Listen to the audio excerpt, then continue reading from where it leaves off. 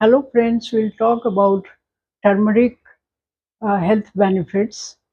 First of all, it is widely used in social rituals, functions, and in religious activities. Secondly, it is very good for cough, cold, and sore throat. It also cures bone fracture and muscles pain. It is very good for lactating mothers as it purifies the milk.